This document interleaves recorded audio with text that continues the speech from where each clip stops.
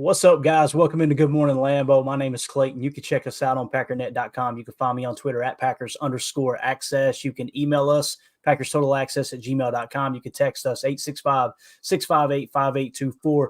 Got a couple hours of sleep, sitting there laying in the bed like a little 12-year-old, spoiled, staring at the ceiling. You know what I mean, Tim?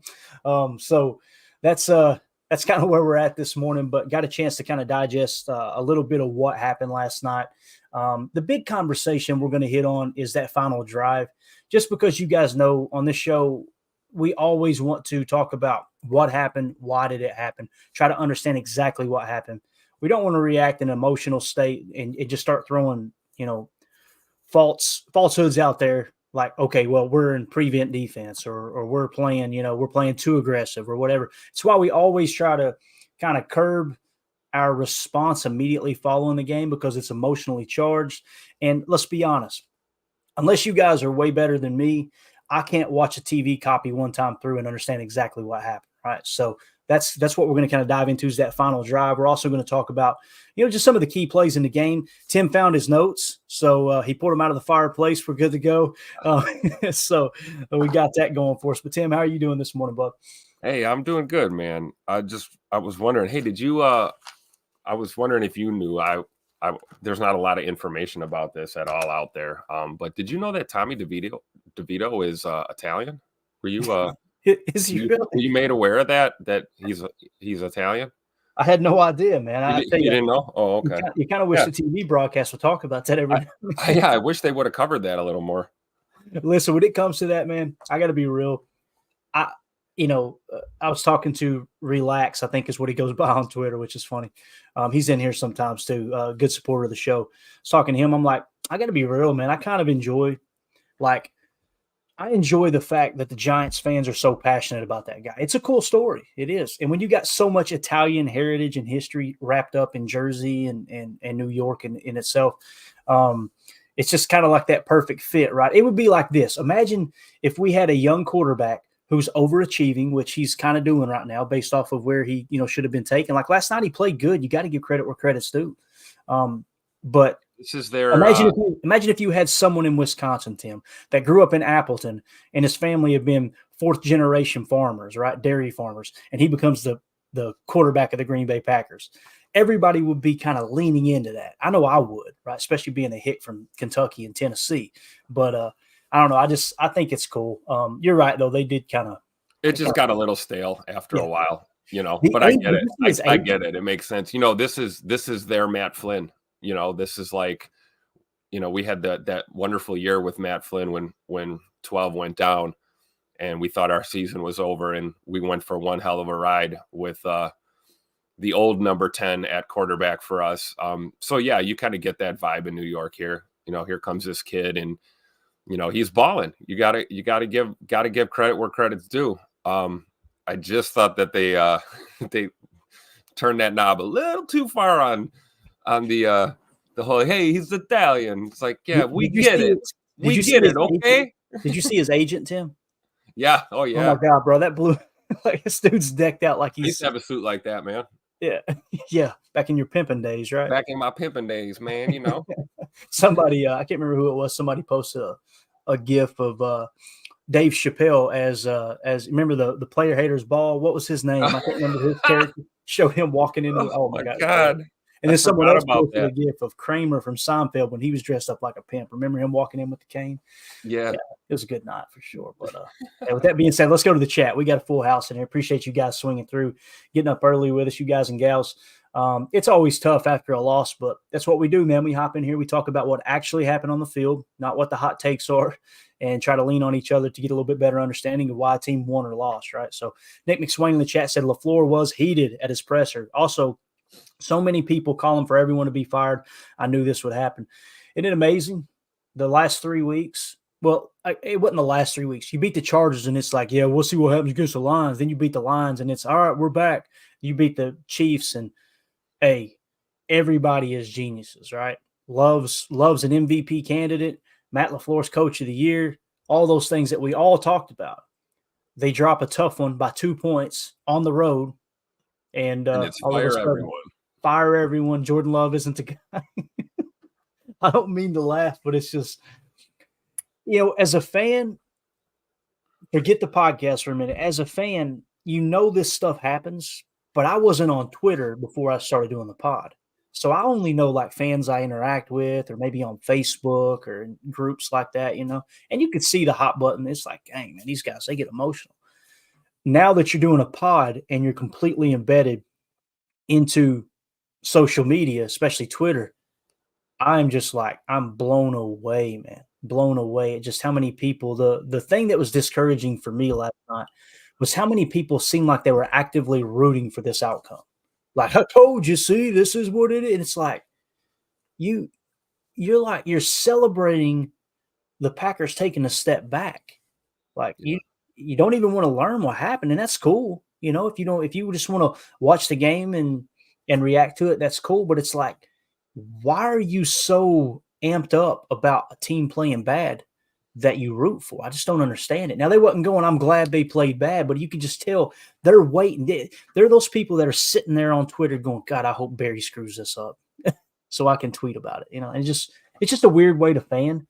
And again, who am I to tell anyone else how to fan? But tough loss, no doubt. That's what Romero says. Tough loss.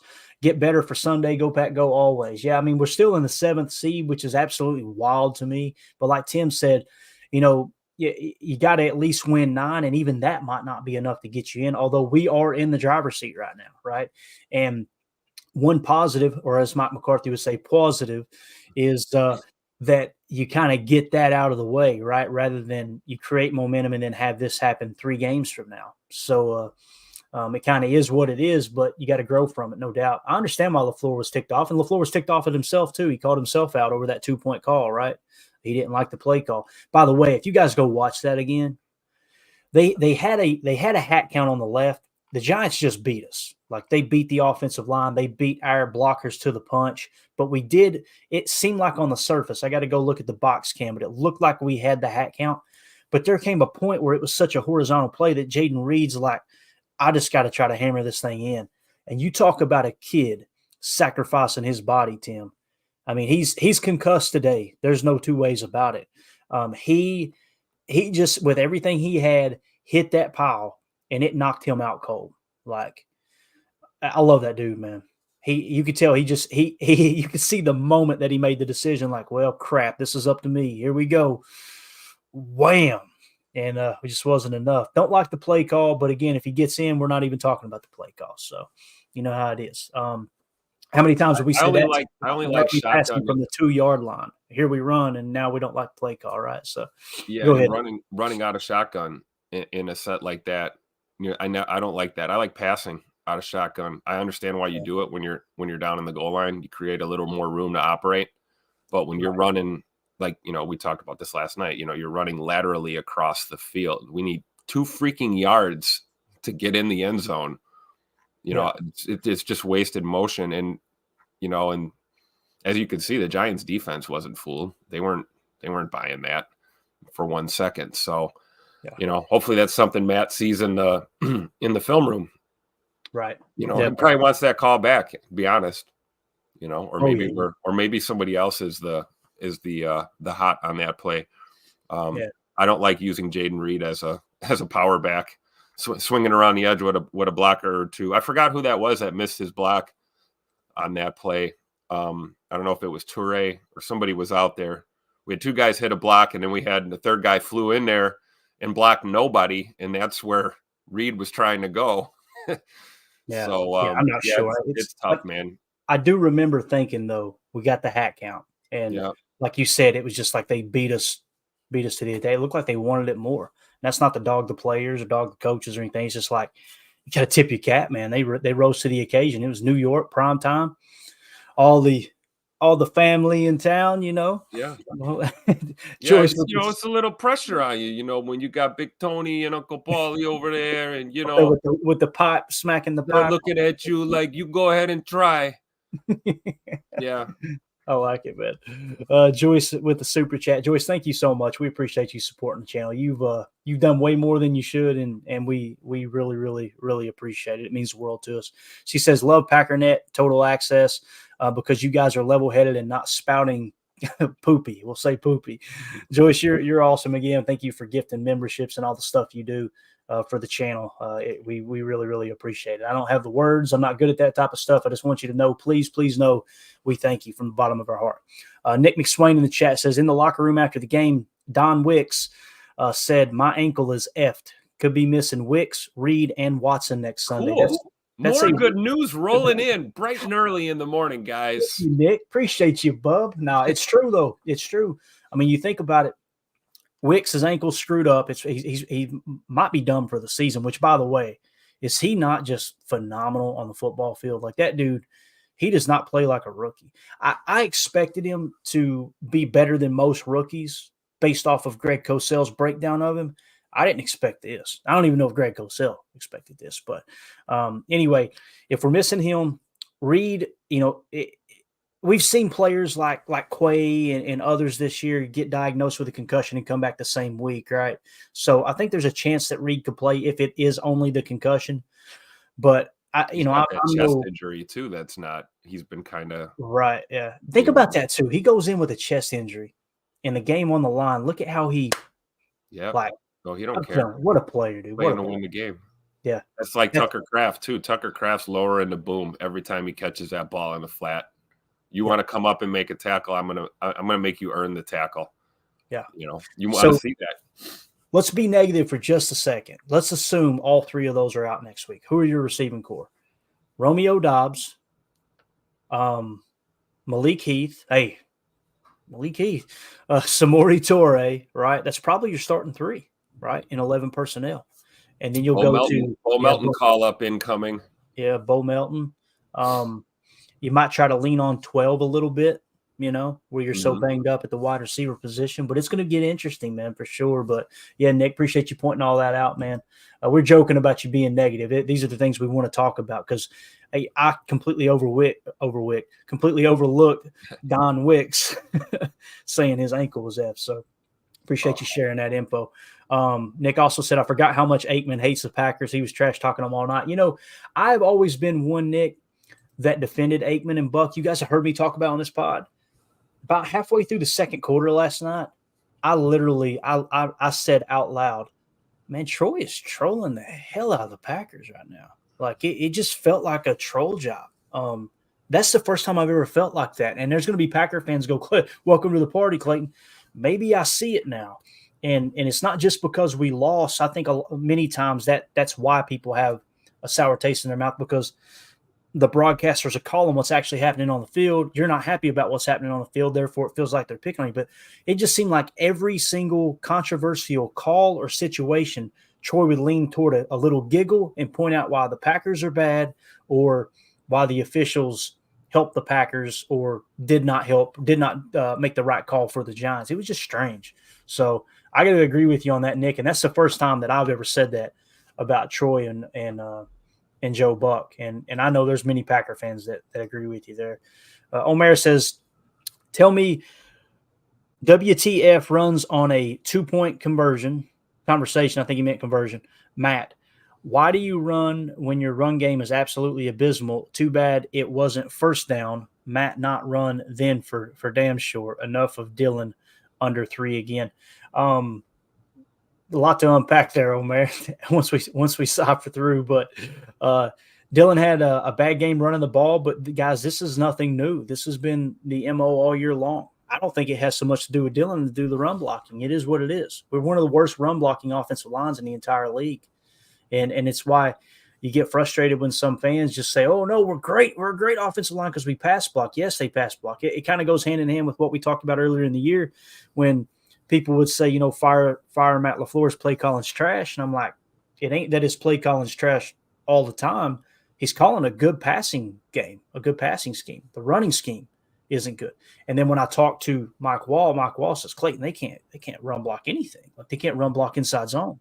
So I take that information, put it all in a melting pot, and okay, that kind of comes away. It's a bad run blocking offensive line. It's a good pass blocking offensive line. Although I think we would agree they kind of broke down last night with that 4-man rush. From time to time, Wink changed it up. Wink Martindale is a great coordinator. We talk about this too, Tim. Kind of went under the rug a little bit, under the radar, I should say. when you talk about coordinator versus coordinator, last night the coordinator matchup was Matt LaFleur versus Wink Martindale. Obviously, Matt LaFleur is the OC. Stenavich just kind of claps and hangs out in the back and helps with the time management aspect, I'm sure. But Matt calls the plays. Matt designs the entire scheme, the whole 9 yards. Wink Martindale has Matt's number, man. And that's a real thing in the NFL, Tim. Like when a coordinator matches up well against another coordinator, he's just got his number. There's no two ways about it. So, I don't like to try to pin the blame on one thing or the other. I think that's hot take for different podcasts. But if you had to say who is most at fault for this game and losing this game, this is probably the most difficult game to pick who's most at fault. That's how even it was across the board. And I know that's not a fun conversation or fun opinion, but I feel like that's the truth. I really do. Let's see. Paul Robertson in the chat said Titans were down 14 with 3 minutes left. Miami had a comeback win. First team to do that since 2016. Crazy football night. Yeah. And that defense has been really good too. That defense has been good this year for Miami. Vic Fangio. Remember everybody was screaming they wanted Vic Fangio, Tim? Last night he gave up 14 points in the last 3 minutes. So, yeah, there you go. What have you done for me lately? Carly Ray says, I actually am really encouraged by a lot of the playing we saw. Yes, too many missed tackles. Yeah, DeVito slice and dice, but some good. I think I would agree with that, Carly. There was some good coming out of this game. Paul Robertson says, no poise. Looked like they were intimidated by NYC on Monday night. Stage was too big. You know what that looked like, Paul? Looked like the youngest team in the league, didn't it? And here's the thing, too. We drew that comparison from 1992 and Brett Favre's era, right, when he came in as a starter. That first year, they won 9 games. The second year, they won 9 games. The third year, they won 9 games, right? First year, they missed the playoffs. Second year, they made the playoffs. Second year, they lost in the division round. Third year, they lost in the division round. And then the fourth year, they made it to the conference championship. The fifth year, they win the Super Bowl. So just to kind of draw a parallel, we're on pace for that 9-win mark. Kind of cool. It is what it is. Tim's over there like we still lost, Clayton. Shut up. And I get it, man. I understand. We got to win out now, Jair. We got to win out. Yeah, it's a bad look now, ain't it? Isn't it funny? Like some people, oh man, I like that confidence. Now watch them start to turn on him now. Yeah. But got to bounce back. Short week. Yeah. We got football at noon on Sunday. So yeah, this team's got to get it together. And 10 should get you in usually. But hell, the way this league's looking right now, it's strange, man. I don't know if 10 gets you in. 10 might not get you in. And 9 is debatable. So, there's your L. We caught the L last night. You better be done losing. Yeah. It's not, you drop another one here, boys and girls, and we can get the Jim Mora clip back up. Start rolling that in heavy rotation. No doubt, man. No doubt. Carly Ray says, I think Malik has a crazy magnetic attraction for the ball. He attacks the ball. I mean, there is no two ways about it, man. Cheesehead Murph, like he said, Heath was amazing. That's one positive coming out of the game here, Tim. Your boy Malik Heath, man, game on the line, caught 2 touchdown catches, in less than 30 seconds with the game on the line. I think we got one there. He is great at the catch point. Him and Rome are probably our 2 best contested catch guys in this offense right now, honestly. We saw some really good hands from Tay Wicks too at times. But yeah, Malik Heath, what a monster. This guy's going to have a bright future. And I really do. I hope he's in Green Bay for the long haul.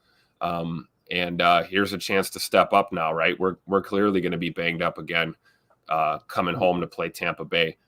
And we could have another big contribution from Malik Heath for sure. Yeah. Stephen Smith in the chat says it's one game. We are young and between injuries, and our offensive line was special team blunders. It was a good lesson. There's a lot of things you could take away from this game for sure, Stephen. Somebody had tagged me on Twitter and said, look at all the first-round talent they have on defense. And I was like, they had 4 first-rounders on that defense last night, 4. 2 of which were Rashawn Gary, his only stat, pretty much acknowledgeable stat, 1 quarterback hit, no sacks. Kenny Clark, 0 quarterback hits. Those are 2 of the first-round picks. Another one is Devontae White, who plays in a rotational aspect, right, in and out of the lineup. And then the other one was Darnell Savage, who graded out as the second worst safety in the entire league last year. So, like, this whole assumption or just kind of this opinion that, man, they're loaded with first-round talent everywhere is just not true right now. They're banged up, and Savage has not played like a first-round talent in 3 years. Some would argue ever, but I think he did play pretty good 3 years ago. But, yeah, you're right about it's just one game, man. Paul Robertson said, as far as problems go, Dillon was down the list. Love's abysmal start set the tone early. It's like he has nerves and isn't comfy on the road yet. He played like a young quarterback, didn't he, Paul? I know it's his fourth year, but this is his first year starting. These are the things that you got to see him in real time. The one positive, I would say, is the second half he settled down, right? And that's a good sign. That's a good sign that, hey, with the game on the line, he kind of hunkered down. We were waiting for that comeback too, right? We were waiting for the we got it too, didn't we? And we got it. Yeah. So there is some hope and positivity here as far as the development, aspect goes, and not just of Jordan, but of this young offense as a whole. I think they stepped up and answered the bell there at the end, But it's just a tough loss when your D goes out and gets walked down the field like that. Yeah, for sure. Let's see here. Stephen Smith in the chat says, youngins were just playing out of their britches, looking at records too much and listen to PFF and the media. They definitely a young team. I love that you said they're playing out of their britches, man. I feel like you live right down the street from me. Kevin King in the house. What's up, Kevin, man? Hope you make a comeback. Kevin King says, man, I'm already arguing with people on Facebook. All I see on there is people blaming the defense. LOL. 3 turnovers won't win games in the NFL. Shaking my head. The whole team lost the game. What you essentially have, Kevin, is you've got people that are embedded into 2 different camps. You've got the people that hated Aaron Rodgers. This isn't everyone, but there's 2 major camps that I'm noticing. The people who hated Aaron Rodgers, they love Jordan Love and he can do no wrong, right? And they tend to go to, this is Joe Barry's fault and this defense's fault constantly. That's their go-to play. The other side, people who loved Aaron and don't necessarily want Jordan to pan out because they've dug their heels in on this was stupid to let Aaron walk, they're always going to try to blame it on Jordan, right? That's why you got to look at exactly what happened on the field. What you got to look at what caused the outcome of the game and then dig deeper and go, okay, play by play, what happened on the field, right? And we kind of did that for that last drive. I'm going to hit on it next, I promise. But the 3 turnovers is the big thing. They won the turnover differential +1, right? And to the best of my knowledge, we won the middle 8. That is the makings for an absolutely close game down the stretch. And what it comes down to at the very end, we decided to go man coverage at the end. And I know people disagreed with me in the chat last night, and I tried to back off a bit to go, okay, I haven't watched it yet. I could be wrong, right? Watched it this morning, and we'll talk about it. Let me get through this chat real quick. And, I agree. It's just the 3 turnovers, that's the big thing, right? And that's where you got to really step back and say, okay, Jordan had a bad game. He threw an interception. He had a fumble. It is what it is. And the rest of the team didn't rise to the occasion to help him out. Like Omer says here, Mike was right. Carlson's field goal would have won us the game last night. Yeah. But what do you expect him to hit all 4? I'm not expecting a rookie kicker to have 100% kick percentage, guys. I'm just not doing it. Like, it's not a bold prediction to say a kicker is going to miss a kick. Like, if you were to tell me Carlson tried 4 field goals in this game and you ask me, Clayton, you got to bet the farm. How many do you think he makes and misses? 3 out of 4 probably be the bet. May even go 2 out of 4 because it's a rookie quarter or a rookie kicker on the road in a windy condition at times, right? It's just not a bold. It's I don't know. I don't mean to pile on. It's just a lazy way to kind of approach that. Let's pick the most obvious situation and try to say, okay, this is what's going to cost us the game. It didn't cost you the game.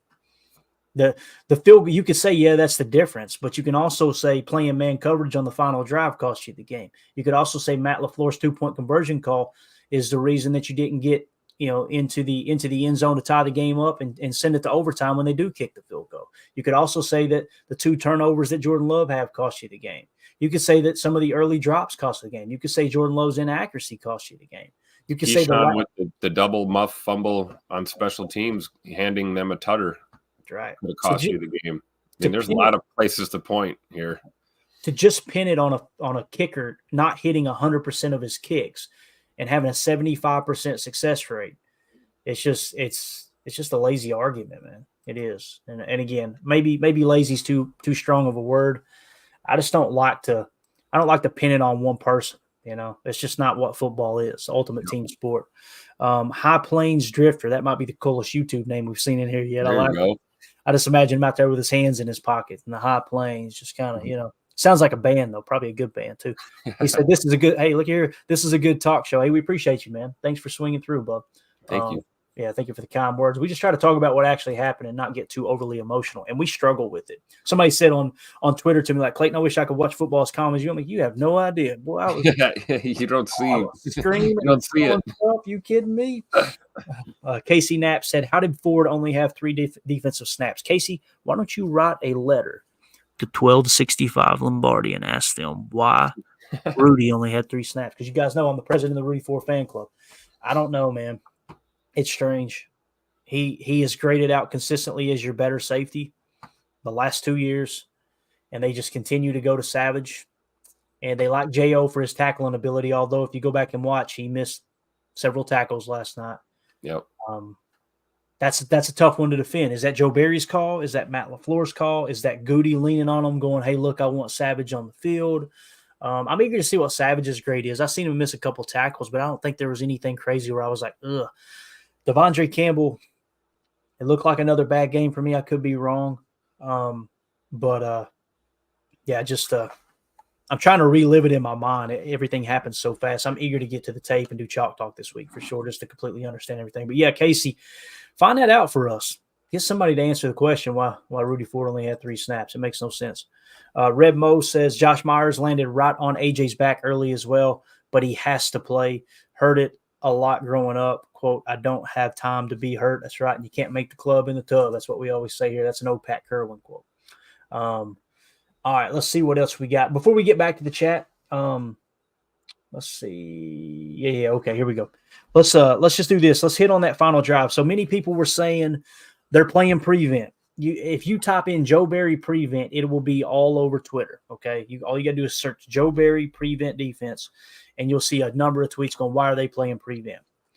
For those of you who don't know, a prevent defense is when you put 3 people deep and you keep everything in front of you. Okay, you're basically playing 3 deep zone. It could be there could be a 3 deep man under prevent defense, or they could be a 3 deep drop defense, which is basically zone drop. You're keeping everything in front of you. That's what a prevent defense is. Okay, so like Coach LaFleur said, many people exposing themselves, on Twitter and in the media.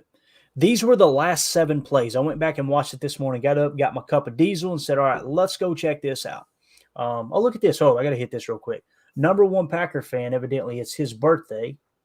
So where are you at in here? I'm seeing where everybody's wishing him happy birthday. Happy birthday, man. Number 1 Packer fan. Good stuff. See how they sneak in here? We don't even know it. That's one thing I wish we had. I wish on every YouTube member list, it had their birthday listed. That way we could shout that out. But anyway, the last 7 plays, these were the play calls. This was the final drive, okay? This was the Joe Barry has got a chance to close this thing out, right? So now I ain't singing to nobody, Carly. Oh, my gosh. Mandy loves to do that, though. Well, when we're out with friends and stuff, if it's somebody's birthday, she's the one singing. Last 7 plays. 7 on the very first play of the final drive. They had 7 on the line of scrimmage. Listen to me, guys. 7 players on the line of scrimmage on the first play of that last drive. And they actually ran what we call a linebacker scrape. They blitzed an inside linebacker. So you brung 5 on that play. You were single high man with 7 on the line of scrimmage. But we played prevent defense. What the hell are we talking about? Are we watching the game? So we give up 5 yards there. Second play, we go country quarters, spot drop with a 4-man rush. We gave up 6 yards. When you guys hear me say, I don't know, I wish we would just run the scheme, this is what I'm talking about. I would rather you play country quarters and make them nickel and dime you all the way down the field, keep them in bounds, right? Keep the clock running, make them use their timeout, and force them to kick a long field goal. When you go to man coverage, you're going to give up more explosive plays or a higher percentage chance of explosive plays, and that's how they get way down in the field goal range. But let's stop for a second. Second play, country quarter spot drop, 4-man rush. They got 6 yards. Third play, single high man, 4-man rush. That's the play where Carrington Valentine was way off the ball. That's what people are seeing and going, why are we running prevent defense? Why are we running prevent defense? It has been said about 20 times now, both by players like Jair Alexander and the coaching staff, that they give the defenders freedom to line up where they want to line up as far as depth off the ball. If you notice on the bottom of the screen on that final drive, you'll notice a corner is like 3 to 5 yards off the line of scrimmage, and up top someone's playing deep because they have the freedom to play where they want to play. Carrington Valentine chose in a situation where it was cover one man to play 10 yards off the ball. Now, let's go to Matt's presser when he was pissed off, right? What did he say? You just can't do that. Where they just run a hitch, get 9 yards, and get out of bounds, you can't do that. People immediately take that as that's Joe Barry's fault. Let's hit timeout. If you as the head coach know that the defensive coordinator, and maybe even you yourself, you're the one who said it, are giving them freedom to play off the ball, who is he criticizing there? He's criticizing Carrington Valentine for playing too far off the ball, right? This is just, I'm not a smart man, but just kind of putting everything together. I know the popular thing is this is Joe Barry's fault. Now, here's the thing. As a defensive coordinator and as a head coach, why don't you man up and say, no, in this situation, I want y'all to play snug. But they didn't do that, right? So to me, there's enough blame to go around, right? Carrington shouldn't be playing that far off, and the coaches should be forcing him to play closer. Yeah, maybe we shouldn't be giving so much freedom and latitude to first-year players in 7th-round pick. Like, or maybe if that's the general disposition, because of the scheme and what we're trying to do out there, and you want them to have that freedom, that's fine. But you're right, situationally, you should be able to call in a hot word or a signal that just says, hey, we're locking down, or whatever we're doing, we're not going to play, or you can play off, but you got to cut it all in half, right? So if you were thinking 10 yards off, you need to be 5 yards off. But I don't know. We saw Keyshawn jump in the slot and press up and get roasted too. So I don't know. I don't know if it really would have mattered, but yeah, that was tough to watch for sure. Yeah. Redmo in the chat said, I think many members of this fan base just simply cannot handle the volatility of such an inexperienced team when the vets are playing down too. However, that's rough to watch at times. Very well said. I think that's very much it too. So even when that play where they're saying they're playing prevent, this is what cost you the game. You gave up 9 yards. Can we stop for a second? I love how every time we play a little bit of off coverage, it's prevent. Oh, every time. It's automatically prevent. Like, do you know what prevent defense looks like? Like, right. Again, they're just draw it on the X's and O's, Clayton. We'll show them what a prevent defense looks like. It's not guys playing off the ball. I promise you. And they'll immediately respond with, you know what I mean? No, I don't. The corner on the bottom of the screen is playing 5 yards off. The corner at the top is playing 10 yards off. I don't understand what you're saying. It's like on the plays where one guy on the field is playing man coverage and everyone else is playing zone, and you damn sure know the call wasn't man everywhere you go. Yep. It's like, I think that guy made the mistake. Could be wrong, but pretty sure he ran the wrong defense there. Anyway, so even with that, it was only 9 yards. The very next play, single high man, 4 rush, 1 spy. So essentially you're playing a cover 1 drop where the linebacker typically drops into middle zone, right? So you're going cover 1 man, 1 single high safety, everyone else across the board is man coverage. But instead of the drop, you've got a spy. Okay, you bitch and moan when Tommy DeVito, just running down the ball. When Tommy DeVito scrambles like Michael Vick on you, but then when you put a spy out there, it's why ain't we being more aggressive? Like, that was the play there, right? On that play, cover 1 man. I'm going to say it again. Cover 1 man. Man coverage, game on the line. You went man coverage. Nixon just literally gambles inside that his target. By the way, he wasn't 10 yards off the ball, so we wasn't playing prevent on this play, I promise you. Whatever they're referring to as prevent. He bots inside and the guy runs an out route. And originally, I almost said on the postgame, I might have slipped up and said it looked like a wheel route because it was so fluid. He was so open. It looked like he kind of did a up, out, and up, right? What we call a chair route. But what it was in real time, He starts vertical. When he gets to the top of the stem of his route, Keyshawn bites inside. He runs the out, catches it, and Keyshawn just got absolutely obliterated. Guys, if you watch this show consistently, you've heard me say this over and over and over this year. The reason I don't like man coverage is because it leads to explosive plays. It can lead to great explosive plays, right? Where you sack the quarterback or you get an interception, right? But when the play breaks down, you don't have, 7 other defenders staring at the quarterback and the ball. Your backs are turned to the ball, so it's on that one person in isolation, and that person is Keyshawn Nixon. Where would you rank Keyshawn Nixon as a corner in this league? That's the question I would ask people who want man coverage. I mean, I think Keyshawn played better against the Chiefs, like Tim pointed out. But to sit here and pretend like he's a great corner, let's look at the PFF grade. Keyshawn Nixon, 63.8. He's the 64th best corner in the league. Okay? Look at the corners and how they grade out. 54, 60, 64, and 76. And you're wanting to put them on islands playing man coverage. And look, who am I to say I'm right and you're wrong? But when the play gets completely blown up for 32 yards and a chip shot field goal to win the game, like, if you see it, you got to say it. Yep. You got to call that. You got to talk about what's actually happening on the field and not just they're playing prevent defense.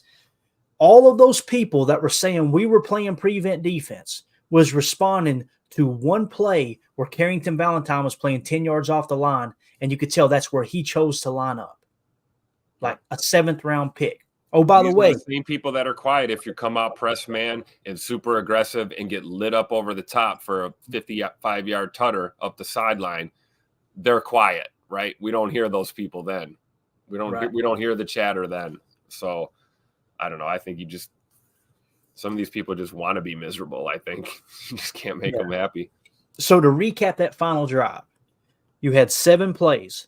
Of the 7 plays, I think I got the tweet here. That way it'd be easier for me to remember. I tweeted it out earlier. Final 7 plays of the game for the Packers. 6 plays, they were in single high man. 1 play, they were in country quarters, spot drop. 4 plays, we mugged 7 at the line. 4 of the 7 plays, we had 7 guys at the line of scrimmage, but we were playing prevent. 1 blitz, which was a linebacker scrape, and 1 play had a linebacker spot. Prevent defense was not called one single play. Man coverage equals explosive plays. Nixon guessed in on an out, and it equaled 32 yards and set up the game-winning field goal. I tweeted that out. Here you are defending Barry. Are you so stupid that you can't realize that I'm criticizing Joe Barry for the play call? The problem they have with that is they don't want to accept that because they're the same exact fans who for a year and a half now have been screaming, why don't we just play man coverage instead of playing this quarters? It's tough, man. Shouldn't even give it any life anymore, but just wanted to point that out. Put Nick McSwain's comment up there. Oh, no. What did he do? What's the timestamp, Tim? It'd be 9:34 your time. All right, 9:34. You said Nick, right? Nick McSwain. Nick McSwain. And the chat is lit. Oh, here we go. He said, is prevent defense in the room with us now? Get the best list, bro. I was telling you. I'm glad we could get on here and laugh about it because, again, it's kind of like the whole budget thing. People's finances are a wreck nowadays, and it's like they won't sit down. And the second you sit down and budget, all the pressure comes off. It's like, oh, okay, there's where it's going. Let's fix this, right? Yep. I love that we can get in here and actually talk about what happens on the field, and that's why you watch our podcast. People are positive. We're learning as we go, right? We're understanding, all right, here's exactly what happened. You watch the other podcasts, and they're just in there screaming, and they look miserable. I tuned into a few last night when I laid down, and it was comical, man. It was comical. Let's see what Omer said. Omer says, Clayton is right. That is the D we wanted to play. Not everybody, Omer, but the loud ones anyway. And when you pointed out on Twitter, man, they do not like it. They don't like it when you walk up to the hornet's nest and just give it a little. They hate it. But again, I probably shouldn't do that as a podcast. I'm to the point now though where, guys, if someone's not interested in understanding exactly what happens in the game, I'm just going to mute them and move on. I don't want to have a conversation with people who don't want to understand exactly what's happening, right? Not that I don't want to have a conversation with them. I don't want to argue with them. Like, there's no point. Like, you're not going to convince me that I am not seeing what I'm seeing on the field, and I'm not going to be able to convince you that there's more problems than just Joe Barry. And again, I'm on the record for the 100th time saying, if we can find a better DC than Joe Barry, I'm all about hiring. I've said it all year long. But y'all better shut your mouths when he comes in and runs quarters. Or not just that, but you better shut your mouth when he comes in and plays predominantly man and they give up, however many points, 30-some points like the Cowboys did a couple weeks ago. I'm just saying. That's true. There's pros and cons to everything. Like, every NFL defense has all the same calls in them. It's just, what do you do the majority of the time? Do you remember what we said, though, pregame? This just hit me, kind of off topic, but switching to the offensive side of the ball. Pregame and leading up to this game, we uncovered that they play single high man, middle field close a large majority of the time. And we said the way you combat that would be to take shots down the sideline. How many sideline shots did we see, Tim? Not a lot. I don't remember seeing one. I could be wrong. Tell me the play where we took a deep shot 25, 30 yards down the field on a vertical route on the boundary. I can't think of one. And I could be overlooking it. If you guys remember, hit us up in the chat and let us know, because it was I don't remember one. I don't remember one single play. But we're at the 41-minute mark. I was going to go through my notes, but I feel like we've hit on a lot. The chat was absolutely lit up. I love the fact that we have this many people come in here after a tough loss and just want to talk ball. It's just it's a testament to how loyal you guys are as Packer fans. I love it, man. We got the best fan base in the world. Once you look over the few knuckleheads that get emotional, we really do. Let's see here. Carly asked it. Wasn't there one sideline shot they gave us on the replay? On offense, Carly, is that what you're referring to? Yeah, probably. Trying to think. Yeah, I think there was one. Okay. I'm looking forward to that on Sam in the chat there. Sam Shaver. Yeah, missed to Samari Toure. I remember that. Oh, yep. I do remember that. He just ran out of field. What wasn't that in the fourth quarter though? That was after Wicks left, right? I think it was. Yeah, so It was pretty late. So it wasn't in the game plan, I guess, is what I'm getting at. And we should touch on that too, though. I thought a guy who hasn't seen a lot of action in well over a month in Samari Toure, I thought he got called up and he answered the bell for sure. Oh yeah. Game. Oh, dude, when Love missed him in the corner of the end zone, that one, was it him? Yeah, he missed him in the corner. Yeah, he wanted that throwback, and there again, extra hitch. Let it go a second sooner and lead him. That's a touchdown. That ball's over the top. So shout out to Samari Toure for stepping up in a pinch. And hey, there's a guy we didn't talk about. We got a short week here. We've got banged up receivers. We might get a heavy dose of good old 83 Samari Toure here at Lambeau on Sunday. And, hopefully, that guy could come out with a vengeance. He was leaned on a little bit early in the season and then, bounced down the depth chart rapidly. This guy could step up and be hungry here and really give us some output here to close out the season. So keep your eye on Samari Toure to step up here down the stretch. He's definitely going to get his opportunity. Yeah, he had 2 catches for 22 yards, and he should have had that touchdown, but Love just kind of overshot him. Again, you just see the inconsistency with the accuracy. He's been way better with his accuracy here of late. I'm hoping what this accuracy is, we talk about improving, right? His accuracy early on was like this, and now you've seen it kind of – I'm hoping this is just a slight decrease, and then we're going right back up, That would be great. But, So let's finish up in the chat here real quick, and we'll get out of here. Let's see here. Boz says misery loves company. Yeah, I completely agree with that. Omer says, don't score touchdowns in the red zone like we didn't last night. You're going to lose. You need touchdowns, not field goals to win in this league. Very good points. Another angle that so true. Badger Trio, Paul, that dysfunction was always there to start the year. The Bucks will be fine. Okay, must be talking about the Buck. I don't know if he's talking about the Buccaneers or the Milwaukee Bucks. I'm not sure, but Joyce says, hey, guys, hit that like button. There's a herd of people in here right now. Do us a favor, hit the like button so other Packer fans can find this channel, find this content. We appreciate y'all hanging out with us here on this. It ain't a victory Tuesday, but at least we get to come in here and talk about ball and try to figure out exactly what happened. Let's see here. Badger Trio says, I don't know if it's because of recent issues, but man, NFL officiating has been god-awful all year and was last night. Yeah, there was one I had marked here. As a matter of fact, let me see if I can find it real quick. Yeah, here we go. It's Carly Ray. Carly Ray said, do you think that the first PI call on Valentine was valid? I didn't think it was, but Valentine called attention to it by throwing his hands out wide. Yeah, they kind of give themselves away. It's kind of like my dogs. You know, if I walk in the room and something's chewed up, Tim, I got 2 German Shepherd pups. I walk in, one's wagging their tail and the other's in the corner like, it's probably that one right there. That's how they always look. You know, when you make a play, you just need to celebrate and go back like, yeah, we did, you know, rather than going, oh, I didn't do anything. But to answer your question, Carly, there was contact by both players, right? And this is an easy cop-out, but it is what it is.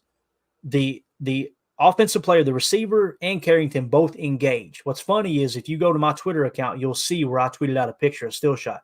The receiver grabs Carrington Valentine's face mask and pulls it down while Carrington is hitting him with his arm. And they call pass interference on the DB. Some are saying it's a makeup call from last week against the Chiefs. Yeah, Troy Aikman said that. Who did? Or that was Buck. Joe Buck speculated on that. Right, yeah. It's like, oh, and they all laughed about, here, see, they got away with one last week. They didn't get away with this. And that's why I was going, boy, these guys feel like they're like this. There's some trolling going on, right? I'll say this about the officiating. You know, I can never remember a year of my life that we didn't complain about officiating. I mean, you're going to complain about bad officiating every year in this league. It's not a secret. I would be at the point, I think that's where I am right now. I'm at the point where it's like, let's just assume we're going to get screwed on some, and we're going to get a couple that go our way. And that's just how these games are going to go. Happens to all the teams in the league. I don't think we should put too much emphasis on the officiating. I mean, we just roasted Mahomes for that in this last game here. I don't want to fall down that road. We can talk about bad calls left, right, and up and down. They happen in every game multiple times. I don't want to go down that road, because we lost this game because we didn't execute. Right. Absolutely. We made a lot of mistakes, and no officiating crew is going to call a game 100% accurate.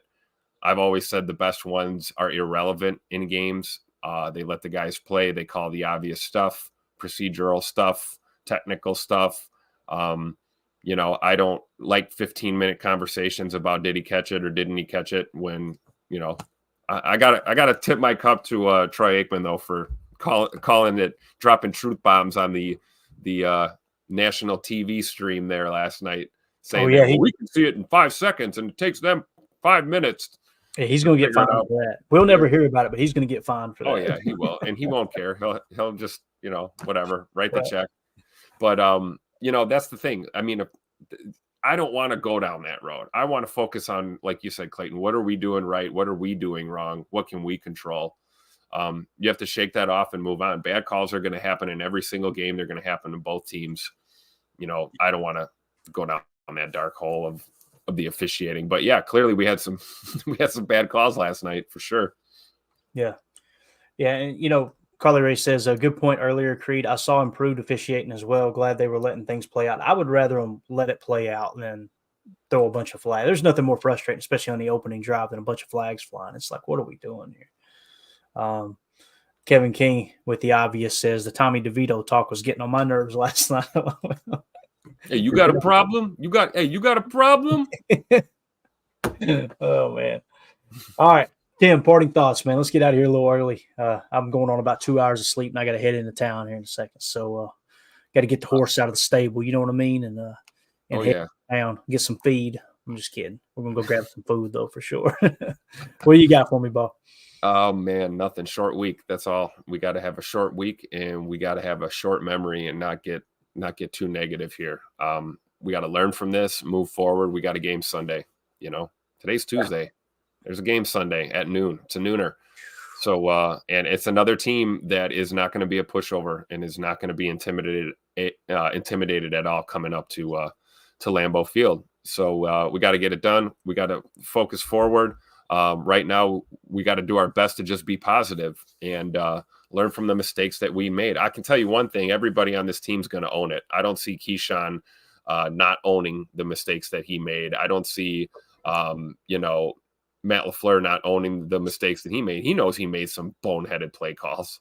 He knows he didn't call a great game, So I think it's accountability with our team in this locker room.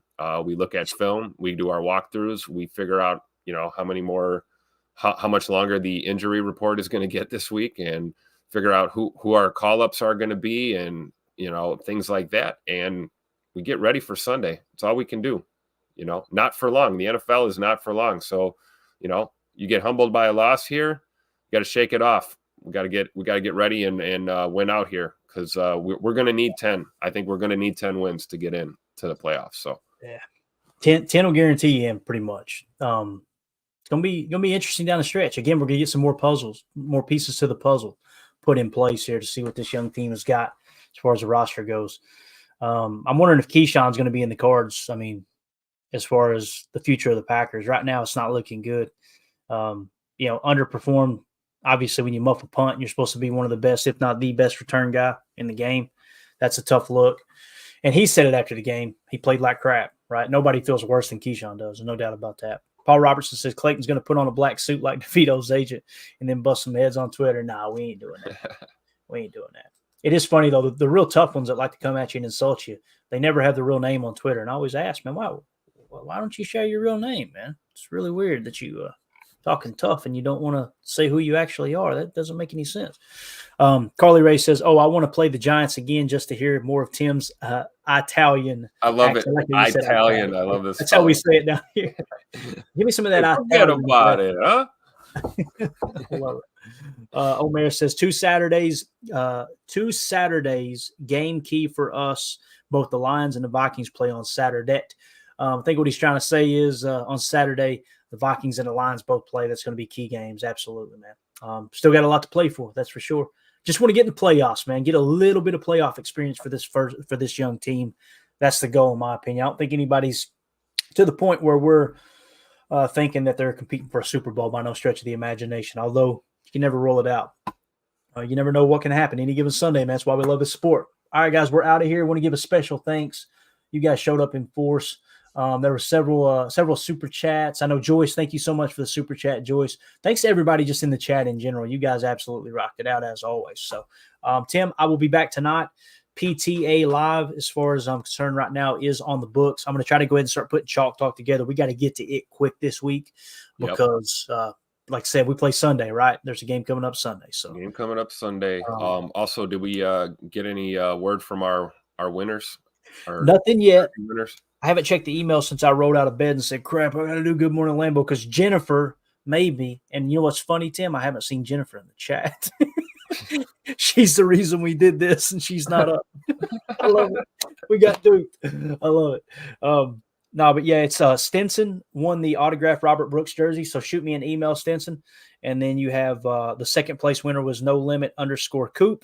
And then the third one was Will. WILL. We'll have to match up those YouTube accounts with confirmation. So again, the winner is actually Stinson. If he doesn't come forward, the second choice would be No Limit _Coop, and the third would be Will. So if you're one of those three, shoot me an email, PackersTotalAccess@gmail.com, so we can get your information. And once it's confirmed that the higher place winners don't come forward to get the prize, if Stinson doesn't, then we'll give it to the next one in line, if that makes sense. We'll explain it to you in an email, but appreciate everybody. Like Jeff said, congratulations, Stinson. Jeff actually just won our last jersey. It's going to be mailed out here in a day or two, the autographed Dorsey Levens jersey. So we're going to continue to do that. We got some other good ones in the box over there. Mandy's been spending my money getting us some good memorabilia so we can continue to give you guys support as YouTube members, obviously. Jennifer's in the chat, Clayton. Is she really? Yeah, she's working though. Don't get her fired. Oh, my bad. I'm sorry. At work. Look at her. I love it, dude. Chimed in. I'm at work. All right. Hey, sorry, Jennifer. Hey, we did this for you. So appreciate you, sis. Swinging through. And everybody's like, she's at work. Clayton, you get her fired. I'm sorry. Okay, I'm sorry. I apologize. All right, we're out of here, guys. Appreciate y'all. For those of you listening on the pod, thank you for making us a part of your day. As always, let's go out and be the change we want to see in the world and go back, go.